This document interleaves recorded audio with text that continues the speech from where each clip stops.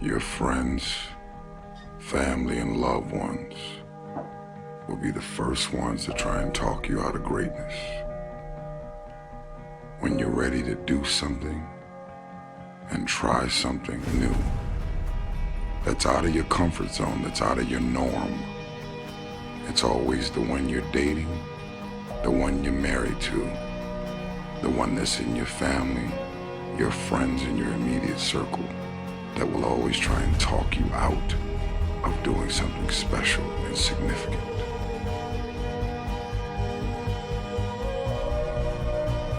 Do you know how many people have had visions, ideas, and huge career moves that they were about to make, and they allowed the word no to stop them from changing the landscape of their life and their family lives? So many people are afraid of rejection and the word no. It is the saddest shit I've ever witnessed in my life. I used to wait in parking lots in a city called Southgate, right near Watts. And there was a parking lot there that allowed you to take your shopping carts and put them in a certain section. And when you put your shopping cart in that section, 25 cents would come out.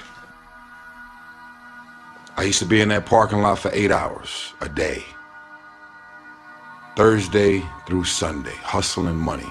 I could have sold dope, I could have sold weed, I could have robbed people, I could have did all kind of dumb shit. Because when you in the hood and you fucked up, you trying to get money, any means necessary. Instead, what did I do? I was in the parking lot at a grocery store. And I was begging people for their shopping carts when they came out from shopping. And you'd be surprised at how many people told me no. And I was nice. I wasn't aggressive. I wasn't trying to rob them and steal their groceries. I would walk up to them. Excuse me, sir, is there any way I can have your basket? No, I got it. I heard no more often than I heard yes. And I used to leave the parking lot after 8, 10 hours sometimes, with just a couple of dollars at a time, after hustling quarters. So I no longer have fear of rejection. I no longer have fear of the word no. I no longer give power to the word no. I could care less about you rejecting me, disowning me having visions and ideas and you not seeing what I see. I see what's not there. Only those that can see the invisible can do the impossible. I see what's not there. I have visions. My visions are bold and unapologetic. And if you don't get it when I show it to you, if you don't get it when I explain it, if you don't get it when I verbalize it and I go into details, guess what? It's your loss. Because guess what? These visions were God sent. And if visions are God sent, you don't ever give anybody the power over your visions. They don't belong to you. They were given to me from God. I don't know what that dream is that you have. I don't care how far-fetched it might appear to be. I don't care how disappointing it might have been as you've been working toward that dream. But here's what I know. That dream that you're holding in your mind, that it's possible.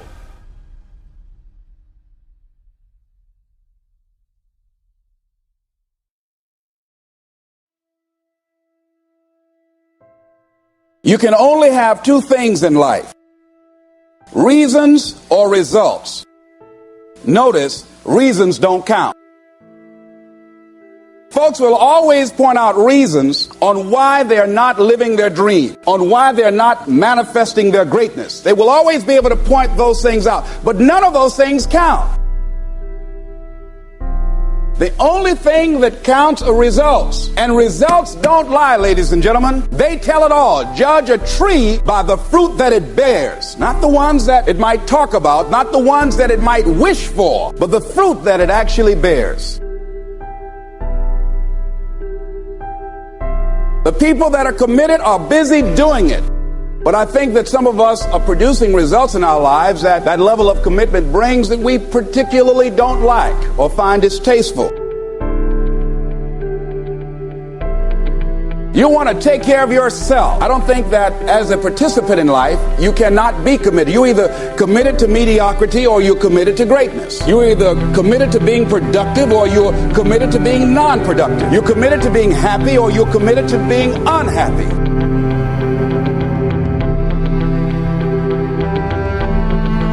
Once I look at how you commit your time, once I do an evaluation on how you spend your time, I can tell you exactly what you're committed to. People that say they have dreams or want to open a business or want to do something differently than what they're now doing, they don't like their jobs, they're unhappy, they're unfulfilled. People who say they want to improve their income level, look at how they spend their time. Commitment shows up in your life in what you do.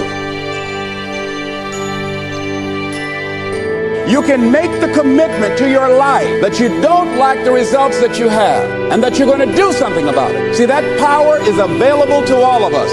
People who look at life and decide, I want something different for myself.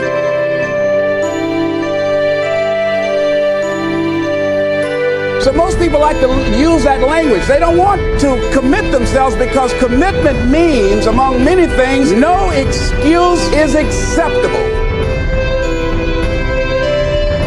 If you decided that you're going to do this, if it becomes hard, then do it hard. If it's difficult, so what? If it's inconvenient, so what?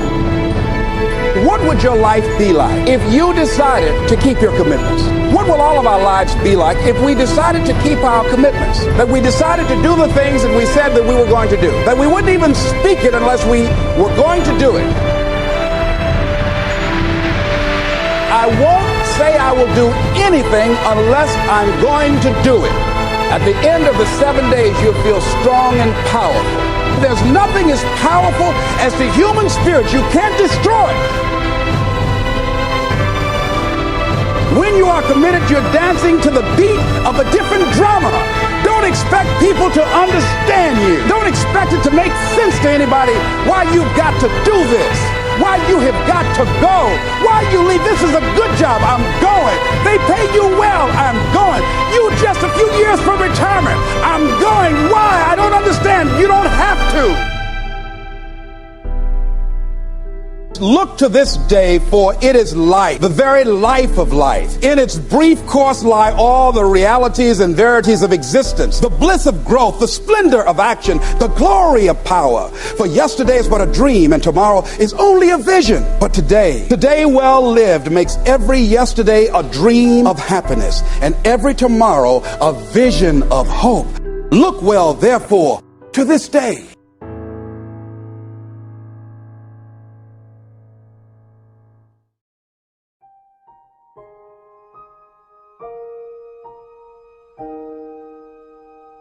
Why not now? This is a good time. As the 20th century starts to wind down, a few more years as we get ready for century 21, what a good time to set your goals, work on yourself, work on your skills. What a good time to get it together. What a good time to start this process. Personal development, growing, changing, developing. Having a good plan for your money and for your life and for your future. Why not now? What's now? No opportunities wasted. Listen to me carefully, guys. Listen to me very carefully. You got to hear what I'm saying. This is important. There are 86,400 seconds in a day, and if you maximize each and every one of them, you will live like you want to live, you will have what you want to have, and you'll be what you want to be. You can have more than you've got because you can become more than you are. If you just remain how you are, you'll always have what you've got. But if you're willing to make changes, the next 5 years of your life can be totally different than the last 5. If you don't change, chances are excellent the next 5 will be like the last 5. For things to change, you've got to change. For things to get better, it's not what happens that determines your future, it's what you do about what happens. Direction determines destination. All you got to do is make a little change in direction to arrive at a brand new destination in 2 years, 3 years, 5 years. You either have to change your life. That is, you gotta say, you know what, my body isn't there, I'm gonna go work out. My relationship isn't there, I'm gonna change it. You know, I'm not making what I gotta make, I'm gonna retool, I'm gonna get a new skill, I'm gonna go back to school, I'm gonna start a business, I'm gonna do something. You have to do something to change your life. Or, in order for you to be happy, if you can't change your life, you're gonna have to change your blueprint. Usually in life, it requires a little bit of each. Does that make sense? And if you change your life and change your blueprint, you can have an extraordinary life. Because all of us are gonna have times in our life when what we want or think life should be like isn't gonna match how life really is. Those moments, if we blame, our life goes into pain. If we change, we can change our life and match our blueprint. The fact that you're not happy has nothing to do with what you have or don't have. The fact that you're not happy is that your life doesn't match the way you think it should be. And you have some idea of how you think it should be. Listen to me. There are those of you who what you're doing is if there are 10 opportunities in a day and you're taking advantage of 7 of them, you think you're doing something. Yep, you gotta hear me. You gotta hear me. You only have 24 hours in a day, and you've heard me say this time and time again. The way you spend your 24 hours, it determines how you live. If you want the future to change for you, you've got to change. If you don't change, the next 6 years of your life is going to be just like the last 6. You'll still be behind on your bills. You'll still be behind on your promises. No opportunity wasted. Again, no opportunity wasted. If one of us can do it, hey, we all can do it. And now here's my last question. Why not now?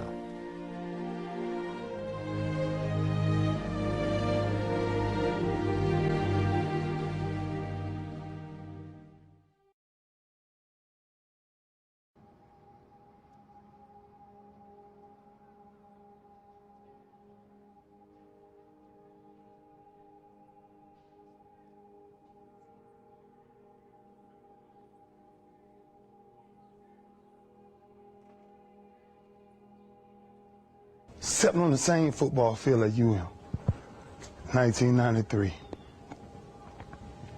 And I made a quote that some people call controversy, I call it confidence. I said that I might be the greatest player to ever walk up out of University of Miami. I did not say that because I thought I was better than everybody else. I said that simply because I was willing to put in the work to now be back here 18 years later.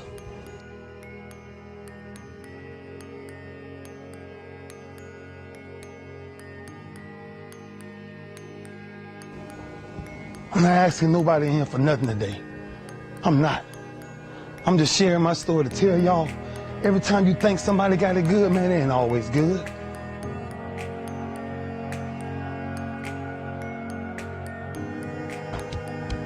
I sat in these same chairs you guys sat in, man. I sat around the greatest athletes in the world.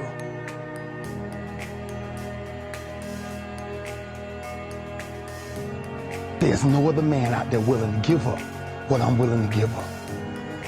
I said that in 1993 when I said I wanted to be the greatest hurricane. And the only thing that I got in the middle of all of that distance is the only thing that follows work. Is results. There's no other blueprint. I ain't got no other secrets to tell y'all today. I ain't come here for nothing else but to tell you, if you want to do something, work at it. You want a better relationship with God, work at it.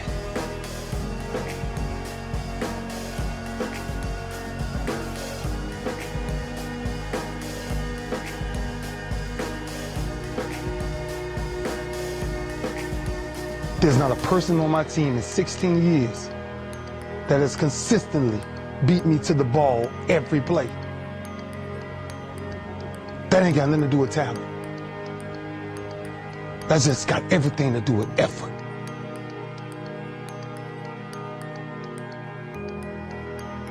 Nothing else.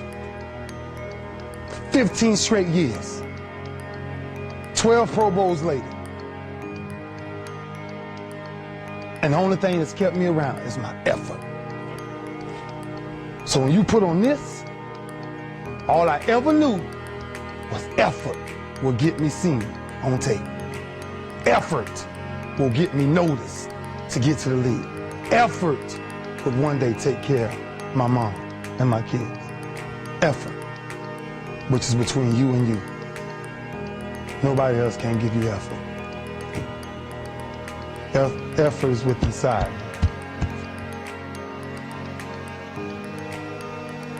And I'm still grinding because the next kid is talking about he getting too old. Keep watching me if I ain't.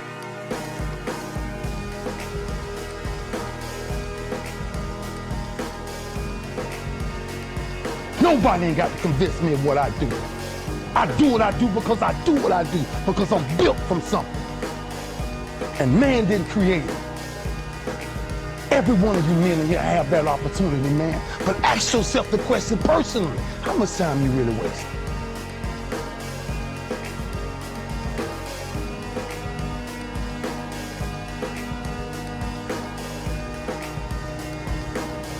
The question is, what are you going to do with your time?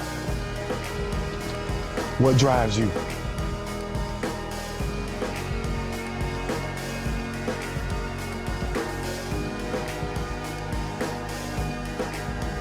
Know what you carry, man. You carry a legacy of greatness. Greatness is a lot of small things done well. Day after day, workout after workout, obedience after obedience, day after day.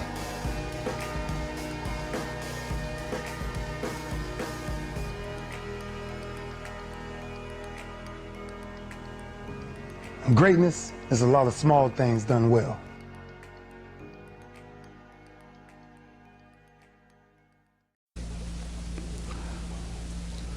In what you've done with your life thus far, is it giving you what you want? Is it giving you what you want when you look toward the future, when you look at all that's going on out here? Is there some place within yourself you say, hey, I know I need to be out there in that arena. I know I can do more than what I've been doing. I know there's some great music that I have within me that I haven't brought out here yet.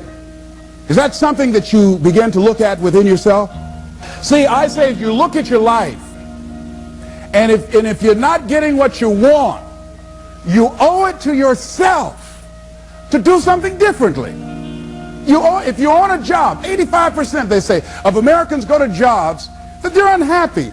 If you're doing something 8 hours a day that you don't like, it's not giving you what you want, it's not giving you a strong feeling of satisfaction and fulfillment, you're miserable, you hate to go there, you're depressed just thinking about it, you sing the "Thank God It's Friday" song every week.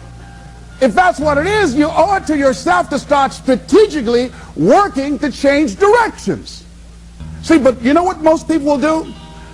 Most people will resist change.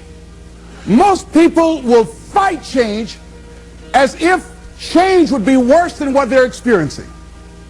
See, they know this. They're familiar with this. Most people will not challenge the unknown. They won't just step out there. See, there's certain things that's got to be in place. They got to see it all together. And life isn't like that. That's not how you grow. So as you look at your life, you're saying, I'm not getting what I want. As you begin to look toward the future, begin to know that whatever it takes for you to create that, you've got that in you. You've got that. You've got genius in you. You've got goodness in you. You've got creativeness in you. If you decide to take the initiative to change the current quality of your life, I say to you that you will find that the universe is on your side, that life is on your side. Now, will it be turbulent? Yes. Will it be easy? No, no. Will you have some opposition? Yes. Will I make a lot of mistakes? Yes. Will I get hurt? Yes. Yes. See, a lot of people won't try anything different in life because they don't want to get hurt. Let me tell you something. It's too much pain to duck. Pain is everywhere. You can hide under here. It will come where you are. It's everywhere. Viktor Frankl calls it unavoidable suffering. You can't duck it. But most people spend their life not wanting to deal with the pain of rejection, the pain of defeat, the pain of being disappointed, the pain of losing, the pain of failure, the pain of being criticized, the pain of not being liked, the pain. That's called life. Life is full of pain. It's everywhere. But guess what? There's no gain without pain. Because it's the pain of regret that you experience. If I had it to do over again, that's a pain. Don't you know that's something? When you know, I was in a seminar once and this lady stood up. If I had my life to live over again, she talked about all of the things that she would do. And you can feel the pain of regret in her voice. The pain of regret. She still experienced pain. She was trying not to experience the pain of defeat, the pain of disappointment, the pain of loss, the pain of lack of support. And she still experienced pain. It was right there. We can't get around it. Most people are governed by their habits, their fears, and the opinions of others. A lot of people never try anything differently because they have been convinced by people in their lives that they value that they can't do it. They're living within the context of the opinions that other people have of them, the low expectations. Many people doubt themselves because when they thought about doing something at some critical point in their lives, somebody they respected and honored, somebody they believed in, somebody that they loved, someone they trusted said, you can't do that. And they accepted that. As you look at your life, ask yourself the question, what would your life be like? What would your life look like if you decided not to care what people thought of you? What would your life be like if you decided to give up some of your fears? What would your life be like if you decided to become courageous? What would your life be like? If you decided to act on your dream, if you did what you felt in your heart. You know what courageous means? Tom Ruskin and Randy Reed said. They said that courage comes from a French word which means of the heart. But how does it feel to you? He says it's courage, you know, it takes courage to live. Says most people go through life not allowing themselves to step out because they don't want to let go. They don't want to be blown around. They don't want to be moved. The courage to face life's whirling wind of contradictions. The courage to love yourself. The courage to love. For years, I was afraid to love. The courage to take a chance. The courage to be who you are. He says courage isn't for somebody else, for medals, applause, or moral debts. Courage is what at that moment feels most right for you. Not just situational ethics, but what feels right in your heart, the word of the heart, what feels right in your heart. One great philosopher says, cowards die many times before their deaths. The valiant never taste of death but once. What does that mean? That valiant people aren't afraid? No. It means that they experience that fear and they move forward. They move forward anyhow. Many people are dead now. Many people are allowing their dreams to die. Many people are allowing the ideas to lie dormant and collect dust. Many people have all this talent and ability that they are allowing to be buried inside of them, that they will take with them to their graves because they didn't have the courage to be who they are. And I say, as you begin to look toward the future and manifesting your greatness, it's going to take everything in you, that your life deserves the concentrated effort to begin to look at how is it that I can express more of me? How is it that I can bring my ideas out here now? How is it? And start living with a sense of urgency, because you're here today, you're gone today. Life is unpredictable. It's uncertain. There are no guarantees. No guarantees out here at all. So holding back, what are you waiting on? Ask yourself, what's the benefit of your waiting? What's the benefit of your not living your dream? What's the benefit of not listening to yourself? Oh, please, listen to yourself. You know the feelings. If you start listening to the feelings in your heart, and I'm doing it now more every day, I find that my feelings, I can trust them. And I say to you that as you look toward the future, you look at life on a daily basis, if there's something that you have been given, if you've heard something within yourself that you know that what you're doing now doesn't fit for you, it doesn't work for you, it's not giving you what you want, and there's something else that you want to do, don't allow that inner doubt in you to talk you out of it, to build a case on why you can't have it, to tell you why you're not good enough. You ignore that inner voice and all of the external voices. Don't judge the possibilities for what you can do based upon the circumstances, because the circumstances won't determine who you are. Don't determine what you're able to do based upon your resources. Don't determine what's possible for you based upon where your life is right now. Where your life is right now is not you. That's just what it is right now. But the possibilities for you are unlimited. If you're in a rebuilding process, it's unlimited. If you're coming back from adversity and devastation, it's unlimited of what you can do. That's the capacity of human beings. It doesn't matter how many mistakes you've made. It doesn't matter how many flops you've had. It doesn't matter how much money you've lost. In fact, I see it only as an investment of what you learn from life, not losses, but investments of what's possible for you. And I say to you that once you start listening to yourself, and as you begin to act on your dream, as you start just trying to find your way, doing what you can with what you have, you will start seeing things opening up for you. You'll start attracting people. You say, where'd they come from? Things will start coming together, clicking for you. You say, whoa. You start brainstorming. Ideas will come out of nowhere as you focus on it. The key to it is to begin to focus on what it is you want to do. Why, Les? Why is that important? Because as you focus on that which you want to do, that which we focus on, that which we give our energy to, it will begin to multiply. It will begin to expand. It will begin to develop your consciousness. And out of that comes your greatness. Out of that comes a commitment. Out of that comes a passion for life. Out of that comes a special power that you have in you that you haven't even called on yet. See, the powers that we have will never reveal themselves if we don't challenge them, if we don't put ourselves in a position where we have to use them. So one of the most important things, I was reading a book that's a really interesting book called Instant Millionaire, and the guy said, put yourself in a position where you can't retreat, where it's do or die, sink or swim. Here's what you'll find out. You'll develop incredible swimming skills. You'll find yourself stroking unlike you've ever seen before.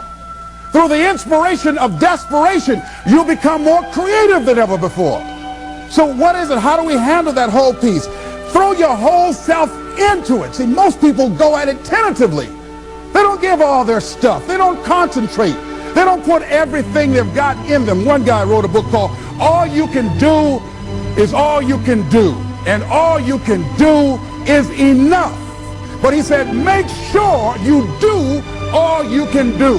And if we're honest this evening, we know that we haven't done all we can do. So as we look at the future, we can decide that from this day forward, as I look at my personal relationships, if I look at my professional relationships, if I look at my family relationships, as I look at all the dimensions of my life, looking at myself mentally, emotionally, and spiritually, I'm going to do all I can do to develop me, to bring my talent out here, to make a contribution to life.